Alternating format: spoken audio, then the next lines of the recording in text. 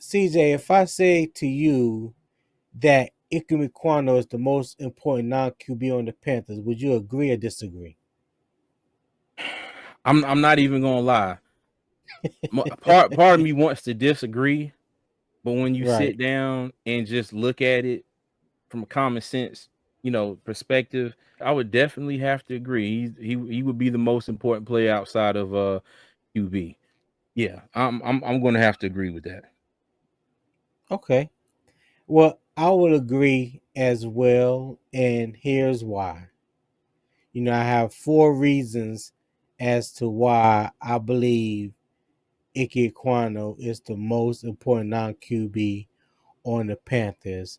And number one, he plays the most important position on the field. Second most important position on the field, which is left tackle. Okay. Now you can argue and say you can make an argument and say maybe a cornerback, you know, like JC Horn, because a lot of times they're out there on the island by themselves. Or you may even can say, you know, the center. Nine times out of ten, the center is the captain of the offensive line, making the calls, making had to be able to recognize the defensive fronts and make the adjustments up front, along with the quarterback. But I think in this situation, because we have a rookie quarterback who was the number one overall pick this year, I think it's imperative that we have someone to protect his blind side. We all know Bryce Young's stature. He's small, 5'10", 195 pounds, whatever he weighing now. I'm not sure, don't know. But we all know he's small in stature, and Yeah. that was a concern of a lot of people's coming into the draft and him coming into the league or whatnot. So having his blind side protected, that's to me that's the second most important thing as to having the franchise quarterback. Okay. And number two, like I said, he protects the blind side of the most important player on the field, which is the QB. I don't Hmm. know if you can put much more stock in that, than that. I think that speaks for itself. Of course, Icky had a couple. His first two games were kind of rough, but after that, he settled in and looked like a, He a, did. a veteran out there. I think we went like 6, 7 games without giving up a sack. You know, I Hmm. think for the year he graded out as a run blocker at like 96%. So there's a lot of potential, untapped potential that young man possess, and I think he's going to be a cornerstone on that left side just as well as Taylor Moton is on the right side. And I think we Hmm. got two very solid bookends for years to come. Hey, Okay. Tony. Yeah. Can I interject something real quick? Now, Go ahead. I like to joke about this, and I like to say, Miles Garrett, made Icky find Jesus, week 1 last year. He took him to church. He Yes, he did. baptized his ass the first game of the Yes, he season, did. and I think that was the best thing that could have happened to him. It wasn't no false sense of, oh, he doing good, and he came out and ain't played nobody, no subpar uh ends or linebackers coming off the edge. Nah, he got the best of the best, and he took him down to the river, and they went for a dip. So Yeah. yeah, I'm sorry. Please continue. I had to just inject that. My bad.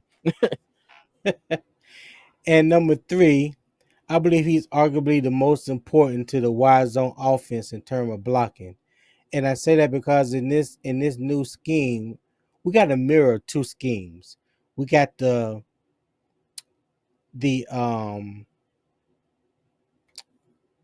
Zone oh mesh, my god. No, not zone man. Triangle read offense, triangle read. passing attack that Frank Wright is bringing with him from Indianapolis, and he's Mm-hmm. going to mesh that with the wide zone offense that Thomas Brown he brought with him from LA. Mm-hmm. And they have an athletic big tackle that can move in space that's athletic, that's a road grader, that looks for work when he out there. He's looking to punch somebody in the mouth.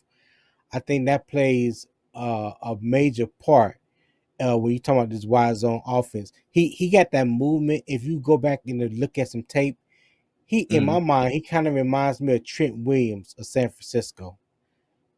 Trent Williams is a big boy, but he's nimble, quick on his feet. I mean, he gets out there, he be moving. You know what I mean? So whether you talking about power running game or getting outside the tackles or stretch zone or wide zone, I mean, he can do it all. And I think Ickey can fall into that same category, that same class as a Trent Williams. That's Mm-hmm. who my comp is for him going forward is Trent Williams. That's who he Okay. reminds me of.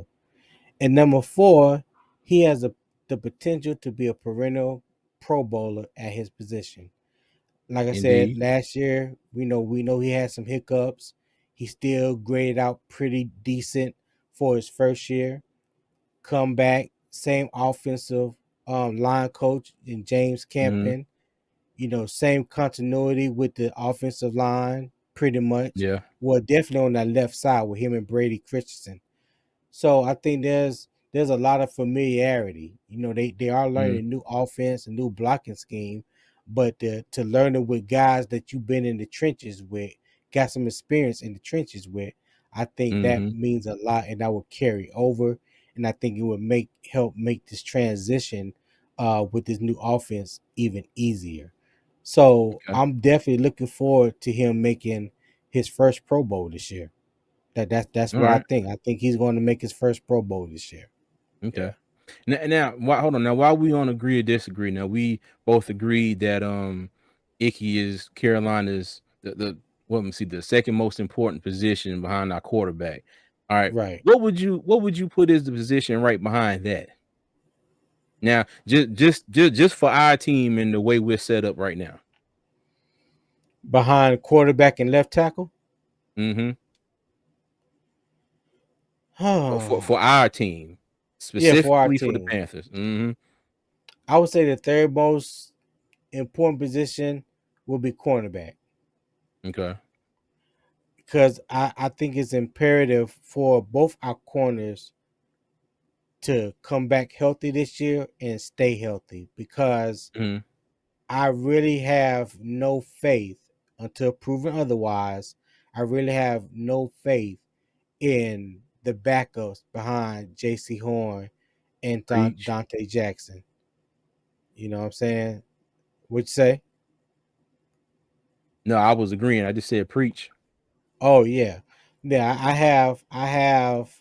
There's too many unanswered questions. We got two guys that we saw the past 2 years in Keith Taylor and C.J. Henderson. So you already Mm-hmm. know what you got in them. Behind them, I mean, you just don't know. You really just don't know. And so that's why I think the way that the team is currently constructed and who we have at each position, I think cornerback will be behind quarterback and left tackle. All Well, right. what All you right. think? What you think? You know what? I'm going to say there's going to be a tie between our outside linebackers and the defensive line. Okay, I know that's probably sound kind of Mm, weird, but for a secondary who has a lot of injuries, coming off of injuries, does not have good depth behind our starters, and we cannot sit here and say that we know they're going to stay healthy all year. What's the secondary's cornerback's best friend? Pressure on the yeah, quarterback pressure. coming from that That's right. defensive line. And I always go back to when the Giants won the Super Bowl. I don't know if it was straight hands last year or not, but that front seven was just destroying teams.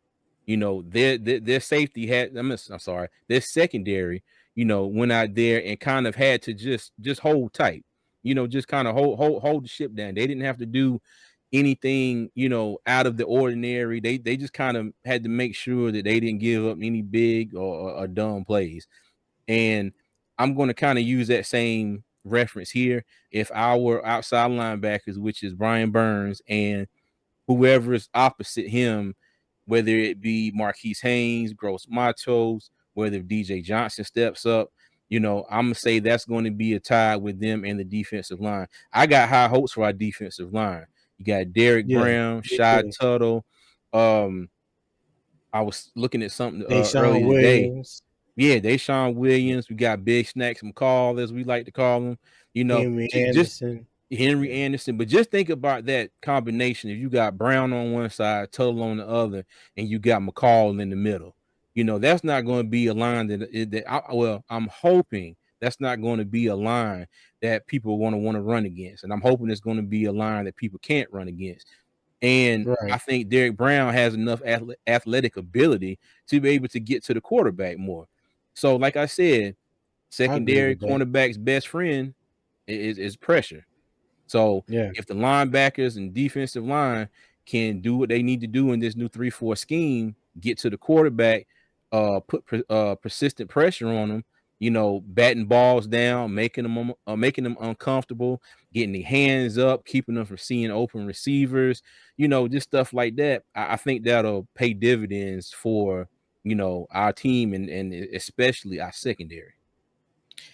man. Listen, I can't tell you how excited I am to see Derek Brown playing that 4 high, 4 low technique in Hmm. this 3-4 defense. When Hmm. he's lined up right over the guard, and you don't know if he's going B gap or C gap. You Hmm. don't know which way he's going to go. He can go either gap or he go through you. Hmm. And in that matchup as a defensive end, he's gonna get a lot of 1-on-1 matchups. Yep. And we if you never seen uh Derek Brown last year tape at Auburn, just go back and do yourself a favor and watch it. Man, let me tell you Hmm. something. He out here disrespecting these young boys like they ain't have no business playing college football. They don't know where they found him at, but they just went out there and got somebody off the street and said, "Okay, we need you to play against Derek Brown this week." And he was like, "Okay." You know what I'm Hmm. saying?